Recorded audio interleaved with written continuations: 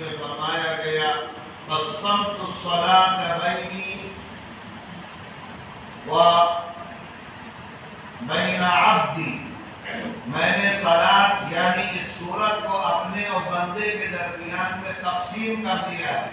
وَلِعَبْدِي مَا سَأَلَ، اور بندہ جو مانگ رہا ہے ہم اس کو عطا کرنے والے ہیں۔ لہذا یہ سورت وہ سورت ہے جو نماز کی ہر رکعت میں پڑھی جاتی ہے، فرض نماز ہو، سنت ہو، نفل ہو۔ اور اس سورت کو القرآن العظیم بھی کہا گیا ہے، پورا قرآن، کہیں کہا گیا ہے السبع المثانی۔ لہذا اس سورت میں اللہ کی حمد و ثنا سب سے پہلے بیان کی گئی ہے۔ 3 آیتوں میں اللہ کی حمد و ثنا ہے، اور 3 آیتوں میں دعا مانگی گئی ہے، بڑی عظیم اہم دعا۔ اور 1 آیت وہ ہے جس میں دعا بھی ہے اور اللہ کی بندگی بھی ہے۔ یہ 7 آیتوں پر مشتمل سورت ہے۔ اهدنا الصراط المستقیم، اہدا یہدی کے معنی آتے ہیں مہربانی اور لطف و کرم کے ساتھ سیدھے راستے پر چلا دینا، نرمی کے ساتھ، مہربانی کے ساتھ۔ ہدایت، توفیق یہ اللہ کی طرف سے ملتی ہے۔ قرآن میں اللہ نے صراحت کے ساتھ اپنے نبی سے فرمایا إِنَّكَ لَا تَهْدِي مَنْ أَحْبَبْتَ وَلَكِنَّ اللَّهَ يَهْدِي مَنْ يَشَاءُ۔ اے نبی، آپ کے ہاتھ میں بھی ہدایت نہیں ہے۔ آپ دعوت کا کام کریں، دین پہنچائیں، لوگوں کو سمجھائیں، کس کی سمجھ میں آئے گا یہ اللہ کا کام ہے۔ ورنہ اگر دعوت دینے والا دعوت کی بنیاد پر سمجھا دے تو ایمان فوراً پھیل جاتا، کوئی بھی کافر نہیں رہتا۔ اللہ کے رسول صلی اللہ علیہ وسلم نے مکے میں 13 سال کتنا مجاہدہ کیا ہے اور کیسی کیسی قربانیاں دی ہیں، لیکن اس کے باوجود بڑے بڑے ابو جہل، ابو لہب ایمان نہیں لایا، توفیق نہیں ہوئی۔ تو توفیق اللہ دیتا ہے، ہدایت اللہ دیتا ہے، اس لیے اللہ سے بار بار ہدایت مانگتے رہنا چاہیے۔ بہت سے لوگ کہتے ہیں کہ بھئی فلاں صاحب پہ اثر نہیں ہو رہا، فلاں صاحب پہ اثر نہیں ہو رہا ہے۔ تو دعوت دینے والا دعوت دے سکتا ہے، اثر اللہ ڈالتا ہے، ذہن اللہ بناتا ہے۔ اس لیے اللہ سے لو لگانا بہت اہم چیز ہے، اور اس صورت میں یہی سکھایا گیا ہے۔ اهدنا الصراط المستقیم، اے اللہ ہم کو سیدھا راستہ دکھا۔ اب سیدھا راستہ کون سا ہے؟ اس کے لیے اللہ نے آگے بیان کیا صراط الذین انعمت علیہم، ان لوگوں کا راستہ دکھا دے جن پر تو نے انعام فرمایا، انعام والے لوگ۔ اب انعام والے لوگ کون ہیں؟ کیونکہ اللہ کی ایک کتاب ہے، اللہ ہی رہنمائی فرما رہا ہے، ایک ایک بات اللہ بتلا رہا ہے کہ سیدھا راستہ مانگنا ہمیشہ، اور سیدھے راستے کا مطلب جنت تک پہنچانے کا، وہ راستہ جو تم کو جنت میں لے جائے۔ اور کون لوگ ہیں جو جنت کے راستے پر چلے؟ تو فرمایا کہ وہ لوگ ہیں جن پر اللہ کا انعام ہوتا رہا۔ اب انعام کن پر ہوا ہے؟ قرآن میں دوسری جگہ اس کو بیان فرمایا گیا وَمَن يُطِعِ اللَّهَ وَالرَّسُولَ فَأُولَٰئِكَ مَعَ الَّذِينَ أَنْعَمَ اللَّهُ عَلَيْهِمْ مِنَ النَّبِيِّينَ وَالصِّدِّيقِينَ وَالشُّهَدَاءِ وَالصَّالِحِينَ وَحَسُنَ أُولَٰئِكَ رَفِيقًا۔ جس نے اللہ اس کے رسول کی بات مان لی، یہی وہ لوگ ہیں جو ان لوگوں کے ساتھ ہوں گے جن پر اللہ نے انعام فرمایا ہے۔ یہ کون لوگ ہیں؟ من النبیین، انبیاء کرام۔ سب سے پہلا مقام انبیاء، دوسرا مقام صدیق، سب سے پہلے اللہ کی بات مان لینے والا، جیسے ہی سنا مان لیا، بغیر تعبیر کے، بغیر سوچے سمجھے۔ اور صدیقین میں اللہ نے سب سے بڑا مقام حضرت ابوبکر صدیق کو عطا فرمایا۔ وہ سید الصدیقین تھے، سردار، کیونکہ اللہ کے رسول کی جو بات آئی فوراً تسلیم کر لی۔ اور تیسرا طبقہ ہے شہداء، جو اللہ کے لیے قربانی دیتے دیتے دیتے گردن بھی کٹا دیں گے، پرواہ نہیں کرتے، خون بہا دیں گے دین کی خاطر۔ اور ان کے سردار حضرت حمزہ، اللہ کے رسول نے فرمایا تھا سید الشہداء حمزہ، اس لیے کہ حضرت حمزہ کی غزوہ احد میں بوٹیاں کاٹی، کلیجہ نکالا گیا ہے۔ آپ نے فرمایا تھا کہ حمزہ شہداء کے سردار ہیں، تو لہذا اللہ کا جن پر انعام ہوا، نبیوں کی جماعت ہے، صدیقین کی جماعت ہے، اور تیسرے نمبر پر شہداء، اور چوتھے نمبر پر صالحین، نیک لوگ۔ ان میں اور بڑی تعداد آ سکتی، جو بھی اچھائی کرے، یہ سب سے کمتر درجہ ہے، اچھائی کرنے والے، نیکیاں کرنے والے، اللہ کے حکم کو پورا کرنے والے۔ اب آدمی کو سوچنا چاہیے کہ ہمارا حصہ کن لوگوں؟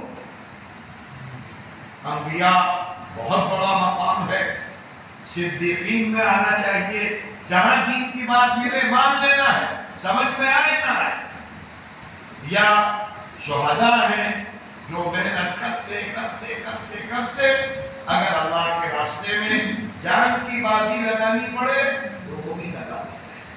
اور چوتھا مرتبہ ہے نیک لوگوں کا، جو ہر کام اچھا کرتے ہیں، عقائد بھی اچھے ہیں، ان کی عبادات بھی اچھی ہیں، ان کے معاملات بھی اچھے ہیں، ان کی معاشرت کی آپسی زندگی بھی اچھی ہے، اور اخلاق بھی اچھے ہیں، برائیوں سے بچتے ہیں، گناہ سے بچتے ہیں، گناہ ہو جائے توبہ کر لیں، کیونکہ اللہ کو وہ بندے پسند ہیں جو گناہ کے بعد توبہ کر لیں، اس لیے کہ آدمی جب توبہ کر لیتا ہے تو وہ گناہ مٹا دیتا ہے، ختم فرما دیتا ہے۔ اس کے بعد فرمایا یعنی دعا، اے اللہ ہمیں ان لوگوں میں شامل فرمانا جن پر تیرا انعام ہوا ہے۔ اور وہ 4 قسم کے لوگ اللہ نے بتا دیے۔ پھر دعا سکھائی گئی، ان لوگوں میں نہ فرمانا، ان لوگوں میں شامل نہ کرنا جن پر تیرا غضب نازل ہوا، غضب، غصہ، ناراضگی، اور ان لوگوں میں شامل نہ فرمانا جو گناہ ہو گئے۔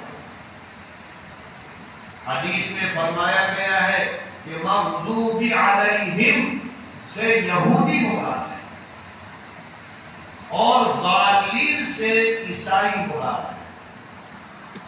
مغضوب علیہم اور ضالین میں تھوڑا سا فرق ہے۔ یہودی صفت جان بوجھ کر نہ ماننا، آپ کو معلوم ہو گیا یہ دین ہے، یہ دین کا حکم ہے، لیکن پھر نہیں مان رہے، جس کو ضدی کہتے ہیں۔ جاننے کے بعد جو لوگ دین کی باتوں کو نہ مانے، اچھی باتوں کو نہ مانے، ان کے اندر یہودی صفت ہے۔ اللہ کے رسول کو جانتے تھے، اور قرآن میں تو یہاں تک ہے کہ وہ اپنے بیٹوں کی طرح جانتے ہیں۔ اللہ کے رسول کی ایک ایک صفت تورات میں ہے، انجیل میں ہے، وہ پہچان گئے تھے کہ یہ آخری نبی ہیں، لیکن اس کے باوجود ضد میں نہیں مانتے تھے، حسد میں نہیں مانتے تھے کہ ہمارے خاندان میں کیوں نہیں آیا، ہمارے گھر میں کیوں نہیں آیا۔ تو جو شخص جاننے کے باوجود دین کو ٹھکرا دے، دین کی باتوں کو رد کر دے، ان پر اللہ کا غضب پڑتا ہے، اور وہ سب یہودی فطرت کے لوگ ہوتے ہیں، اور جو جہالت میں، لا علمی میں، معلوم ہی نہیں ہے اور بھٹک رہے ہیں، جیسے کہ یہود عیسائی حضرت عیسیٰ کو کبھی کہتے تھے بیٹا ہے، کبھی کہتے تھے خدا ہے، کبھی کہتے تھے خدا بیٹا سب مل کر ایک اللہ ہو گئے۔ تو یہ گمراہ آدمی علم حاصل نہ کرے، گمراہی میں پڑا رہے، تو یہ بھی اچھی بات ہے۔ تو یہاں سکھایا جا رہا ہے کہ اے لوگوں، اللہ کی کتاب کو پکڑو، کتاب اللہ، اور دوسری چیز رجال اللہ، کون اللہ والے ہیں؟ اسی لیے قرآن میں بار بار کہا گیا ہے، ہم نے نبی پاک، نبی آخر الزمان حضرت محمد مصطفیٰ صلی اللہ علیہ وسلم کو قرآن کی تشریح کے لیے اتارا ہے، قرآن سمجھانے کے لیے اتارا ہے۔ لہذا اللہ کے رسول نے زبان سے بھی قرآن سمجھایا اور عمل سے بھی سمجھایا۔ تو اللہ کے رسول کی زندگی کو اختیار کرنا ہے، سنتوں کو، قرآن کو سمجھنا ہے، اور عملی طور پر سنت رسول پر عمل کیا جائے۔ تو اللہ کے رسول نے اسی لیے فرمایا تھا اپنی وفات کے وقت، ترکت فیکم امرین لن تضلوا ان تمسکتم بہما کتاب اللہ وسنت رسولہ صلی اللہ علیہ وسلم۔ اے لوگوں، میں تو جا رہا ہوں دنیا سے، لیکن کسی کو محروم کر کے نہیں جا رہا ہوں، چھوڑ کر نہیں جا رہا ہوں، دو چیزیں دے کر جا رہا ہوں۔ اگر میری امت نے یہ دو چیزیں پکڑ لی تو باطل گمراہی پھیلانے والے کبھی بھی میری امت کو گمراہ نہیں کر سکتے۔ لن تضلوا، کبھی گمراہی آئے گی نہیں۔ وہ دو چیزیں کیا؟ کتاب اللہ و سنت رسول۔ ایک تو اللہ کی کتاب، قرآن کو تھام لو، قرآن پڑھو، قرآن سمجھو، قرآن پر عمل کرو، اور کیسا عمل کرو؟